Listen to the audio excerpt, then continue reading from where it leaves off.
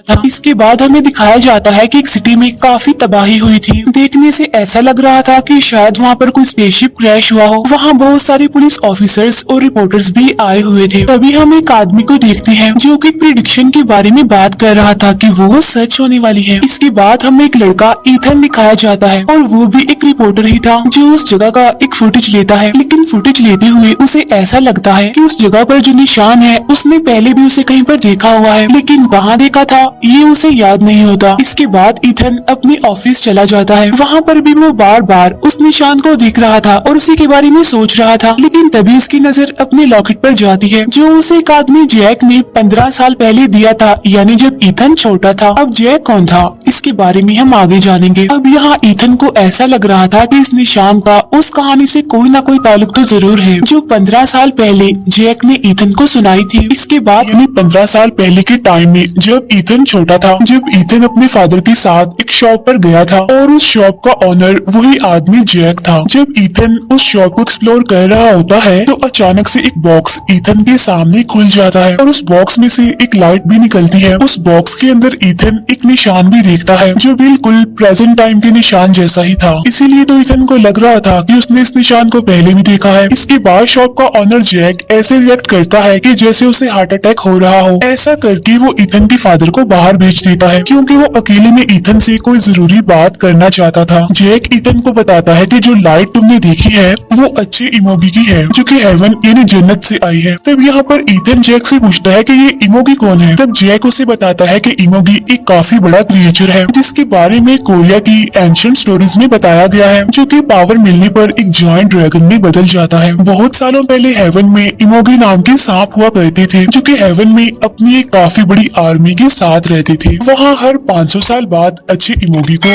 उसके अच्छे कामों पर इनाम दिया जाता था। उस सांप को ये मौका भी मिलता था कि वो जायंट ड्रैगन में बदल जाए, लेकिन इससे पहले इमोगी को हेवन से आई पावर को हासिल करना पड़ता था क्योंकि इसी पावर की वजह से वो सांप से जायंट ड्रैगन में बदल सकता था। अब उन अच्छे सांपों के बीच एक बुरा सांप भी था जिसका नाम बुराकी था और उसे भी हेवन से आई वो पावर चाहिए थी। साथ साथ बुराकी की जो आर्मी थी वो भी बहुत ज्यादा पावरफुल थी और वो हेवन से आई पावर को हासिल भी कर सकते थे, लेकिन हेवन में कोई भी ये नहीं चाहता था कि बुरे सांप यानी बुराकी को ये पावर मिले और यही वजह थी कि उस हेवन पावर को छुपाया गया था। फिर सीन शिफ्ट होकर आता है कोरिया में, जहाँ पर हमें 1507 का टाइम दिखाया जाता है, जहाँ पर हेवन की पावर एक घर में जाकर गिरती है और वो घर होता है उस गाँव के लीडर का। इसके बाद उस लीडर की एक बेटी पैदा होती है जिसके पास हेवन की वो पावर थी और इसी वजह से उस बच्ची के शोल्डर पर एक रेड ड्रैगन भी बना हुआ था। लेकिन उसके फादर यानी वो लीडर इस पावर के बारे में कुछ नहीं जानते थे। जहाँ पर लीडर की बेटी के साथ एक बहादुर वॉरियर और उसके मास्टर को भी भेजा जाता है ताकि वो उस बुरे सांप यानी बुराकी से उस हेवन पावर को बचा सके। लेकिन बुराकी को ये बात पता चल चुकी थी कि हेवन की पावर को आखिर कहाँ पर छुपाया गया है। फिर वो मास्टर गाँव के लीडर से मिलता है और उसे बता देता है कि आपकी बेटी के पास हेवन की पावर्स हैं। इसके बाद हमें उस लीडर की बेटी और वो वॉरियर दिखाए जाते हैं। अब यहाँ पर लीडर की बेटी और वो वॉरियर एक दूसरे को पसंद करने लगे थे। इसके बाद मास्टर उस वॉरियर को अच्छे इमोगी से मिलवाने ले जाता है, जहाँ पर वो मास्टर उस वॉरियर को एक लॉकेट देता है जो कि अच्छे इमोगी की प्रोटेक्शन के लिए था, जिसे हेवन में बनाया गया था। अब यहाँ पर मास्टर उस वॉरियर को बताता है कि कुछ दिनों बाद लीडर की बेटी 20 साल की हो जाएगी और तभी बुराकी भी अपनी आर्मी के साथ पावर्स हासिल करने के लिए आ जाएगा, जिसके लिए तुम्हें बिल्कुल तैयार रहना होगा। और अब वो दिन आ गया था जब लीडर की बेटी 20 साल की हो गई थी, जहाँ पर बुराकी अपनी आर्मी के साथ गांव पर अटैक कर देता है। साथ साथ वो लीडर की बेटी को भी ढूंढ लेता है और जब वो लीडर की बेटी को अपने साथ ले जा रहा होता है तो मास्टर और वो वॉरियर बुराकी और उसकी आर्मी पर अटैक कर देते हैं। इसके बाद वो वॉरियर लीडर की बेटी को लेकर वहाँ से भाग जाता है, जहाँ पर मास्टर अब अकेला ही बुराकी के सोल्जर से लड़ रहा होता है। अब वो वॉरियर उस लॉकेट को वहीं पर छोड़कर लीडर की बेटी को लेकर वहाँ से चला जाता है। अब ऐसा करके उस वॉरियर ने हेवन के रूल्स और ऑर्डर्स को ठुकरा दिया था। इसके बाद बुराकी भी उनका पीछा करता है, लेकिन वो दोनों यानी वॉरियर और लीडर की बेटी एक पहाड़ी से कूदकर सुसाइड कर लेते हैं। इसके बाद हम देखते हैं कि जैक छोटे ईथन को वही लॉकेट देता है जो 500 साल पहले मास्टर ने अपने वॉरियर को दिया था, क्योंकि असल में ईथन ही 500 साल पहले वाला वो वॉरियर है और जैक ही मास्टर है। यहाँ पर जैक छोटे ईथन को बता रहा होता है कि इस बार हेवन की पावर जिस लड़की के पास आएगी उसका नाम सारा होगा और उसके शोल्डर पर भी सेम लीडर की बेटी के जैसा वो रेड ड्रैगन बना होगा। फिर जैक ईथन को कहता है कि तुम्हें सारा को ढूंढना होगा। इसके बाद सीन शिफ्ट होकर वापस से प्रेजेंट टाइम में आ जाता है, जहाँ पर ईथन अपने फ्रेंड से सारा के बारे में पता लगवाने के लिए कहता है। इसके बाद हमें जिम में एक लड़की दिखाई जाती है जिसका नाम होता है सारा। फिर सारा टीवी पर ईथन की बनाई फुटेज देखती है और जमीन पर वो उसी निशान को देखकर वहाँ से चली जाती है। इसके बाद हम सारा की फ्रेंड को देखते हैं जो कि उसके घर पर जा रही थी। सारा की फ्रेंड उसके घर पर जाकर देखती है कि सारा ने अपने घर की दीवार पर अजीब तरह के पोस्टर्स लगाए हुए हैं जिस पर कोरियन लैंग्वेज में कुछ लिखा हुआ था। साथ ही साथ सारा का मूड भी ऑफ था और वो काफी घबराई हुई भी थी। सारा की फ्रेंड उसका मूड ठीक करने के लिए उसे क्लब में ले जाती है, लेकिन थोड़ी देर के बाद सारा वहाँ से भी चली जाती है, जहाँ रास्ते में कुछ गैंगस्टर्स उसे परेशान करने की कोशिश करते हैं, जहाँ पर एक ओल्ड मैन आकर सारा को बचाता है और वो ओल्ड मैन कोई और नहीं बल्कि जैक था। इसके बाद हमें जू का गार्ड दिखाया जाता है जो कि सो रहा था और तभी उसे हाथियों के चिल्लाने की आवाज सुनाई देती है और जब वो चेक करने के लिए जाता है तो देखता है कि वहाँ पर एक जायंट स्नेक एक हाथी को खा रहा था और वो सांप कोई और नहीं बल्कि बुराकी था, जो सबके साथ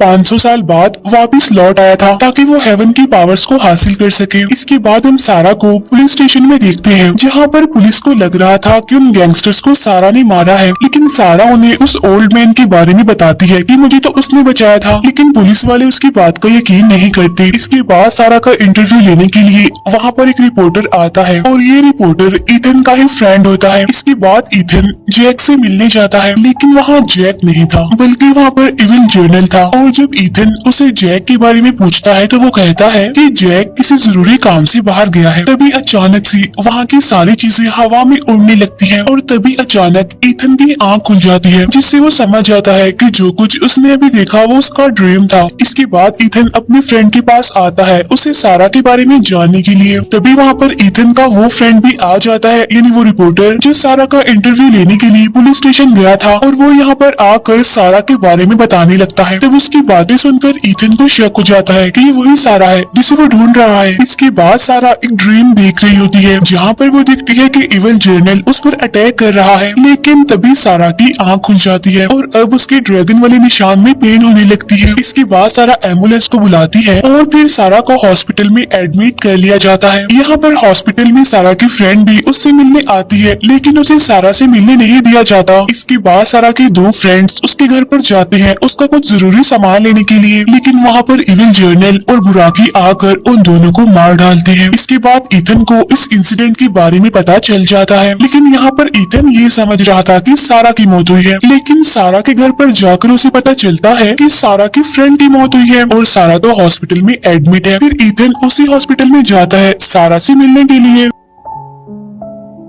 लेकिन उसे भी सारा से मिलने नहीं दिया जाता। वहाँ पर ईथन एक डॉक्टर से मिलता है जो कि ईथन का ही फ्रेंड था, तो इसीलिए वो डॉक्टर ईथन को सारा से मिलने देता है। जब ईथन सारा से मिलता है तो सारा उसे कहती है कि आगे आगे बहुत बुरा होने वाला है। तब ईथन उसकी बात कंप्लीट करता है और उसे कहता है कि उस बुराई की स्टार्टिंग हो चुकी है। तभी हम देखते हैं बुराकी को जो सारा को ढूंढते हुए हॉस्पिटल में आ गया था, लेकिन तभी ईथन का फ्रेंड वो डॉक्टर वहाँ पर आकर ईथन और सारा की वहाँ से भागने में हेल्प करता है। तब यहाँ पर हमें पता चलता है कि वो डॉक्टर कोई और नहीं बल्कि जैक था। यहाँ पर बुराकी रास्ते में उन पर अटैक कर देता है और इविल जर्नल भी उन्हें पकड़ लेता है, लेकिन तभी एक लेडी आकर वहाँ पर उनकी हेल्प करती है और यहाँ पर हमें फिर से दिखाया जाता है कि वो लेडी कोई और नहीं बल्कि जैक था जो लेडी के रूप में उनकी हेल्प करने के लिए वहाँ पर आया था। उधर वो इविल जर्नल अपने सोल्जर्स को इकट्ठा करता है। इसके बाद हमें सारा और ईथन दिखाए जाते हैं जो कि एक दूसरे से अपनी बातें शेयर कर रहे थे। इसके बाद हमें कुछ एजेंट्स दिखाए जाते हैं जहाँ पर उनका हेड एक एजेंट से शहर में होने वाले एक्सीडेंट्स के बारे में पूछता है, जहाँ पर एक एजेंट अपने हेड को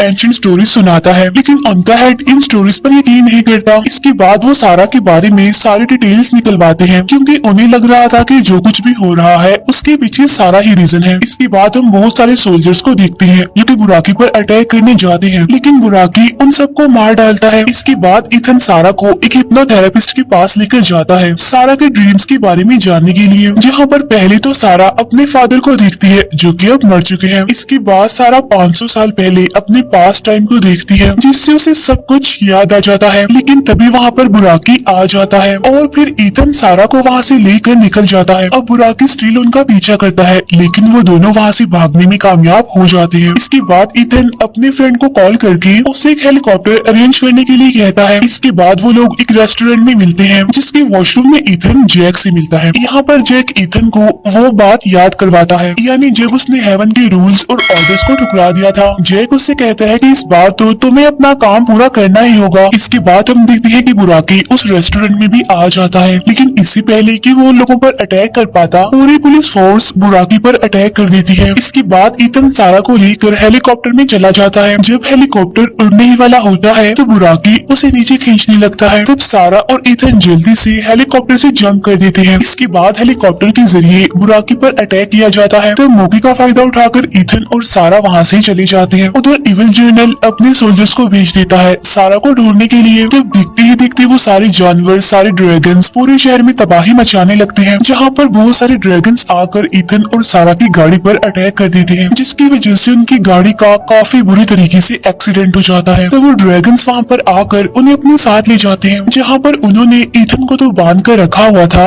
और सारा को वो लोग सेक्रीफाइस करने के लिए ले जा रहे थे। और तभी वहाँ पर बुराकी को भी बुलाया जाता है। यहाँ पर ईथन जोर से चिल्लाता है, जिससे होता ये है कि उसकी लॉकेट की पावर की वजह से उसकी रस्सियां टूट जाती हैं, जिससे वो सारे सोल्जर्स, ड्रैगन्स मिट्टी बन जाते हैं और उनका वजूद खत्म हो जाता है, जिससे बुराकी भी बेहोश हो जाता है। इसके बाद ईथन जाता है सारा को बचाने के लिए, लेकिन वहाँ पर इविल जर्नल आकर ईथन पर अटैक कर देता है। लेकिन ईथन की लॉकेट की पावर की वजह से वो इविल जर्नल भी मारा जाता है। इसके बाद बुराकी वहाँ पर आ जाता है और वो ईथन को गिरा देता है और सारा पर अटैक करने लगता है। लेकिन तभी इमोगी वहाँ पर आ जाता है और वो बुराकी से लड़ने लगता है, लेकिन यहाँ पर बुराकी इमोगी को हरा देता है। इसके बाद सारा अपनी हेवन पावर इमोगी को दे देती है और ऐसा करने की वजह से सारा बेहोश हो जाती है। अब क्योंकि हेवन की पावर इमोगी को मिल गई थी तो इसीलिए बुराकी को गुस्सा आ जाता है और वो इमोगी पर अटैक कर देता है। लेकिन पावर मिलते ही इमोगी जायंट ड्रैगन में बदल जाता है और यहाँ पर उनके बीच जबरदस्त किस्म की फाइट होने लगती है, जहाँ पर लास्ट में इमोगी